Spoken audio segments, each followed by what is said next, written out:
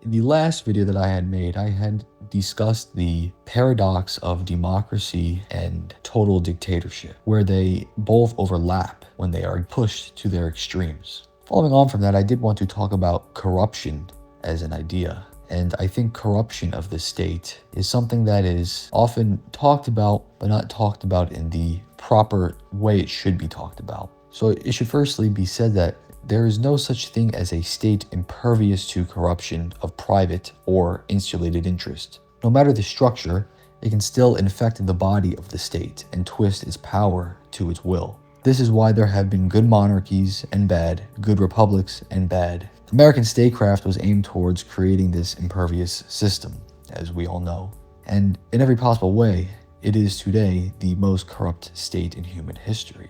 Now, whether or not the universal spirit running the state is benevolent or malevolent is the deciding factor of whether or not the state is corrupt. Certainly, some systems err on the side of being more impervious than others. Those are usually the ones that are able to mediate interests as they accord with the needs of the nation.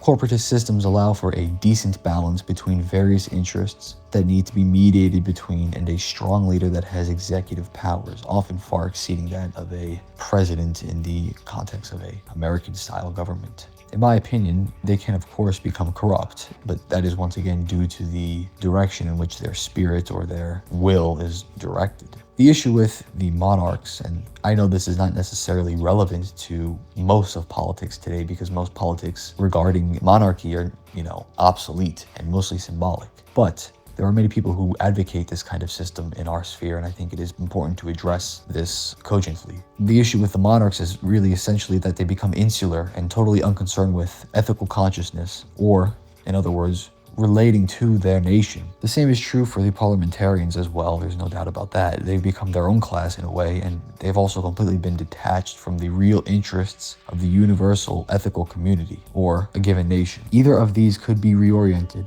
but the latter would be more efficient in the technical era, obviously, and the former would collapse from the fact that they don't actually practice statecraft and they're merely a symbolic class. The solution is to dissolve the latter and the former and to establish a new system. As this system persists on, the latent flaws of its ideas will be revealed as it interacts with it. And from here, the system can readjust itself accordingly, not to the level of infinite progress, but to that of eternal truth. Robert Michels often pointed out what I pointed out, and he's been a major influence on what I've been saying for at least 3 years now. Institutions that start out as idealistic become less so when they have to survive in the world of competing institutions. This was often seen with the leader of a syndicate, or what we would probably call in America a union, who once rising to the level of a leader of that union lost touch with the base. He became corrupt in himself, seeking the insular, not the universal ethical. This is only exaggerated in a democracy where competition for status is incentivized. The solution here is either to establish an absolute state or establish some kind of democracy, but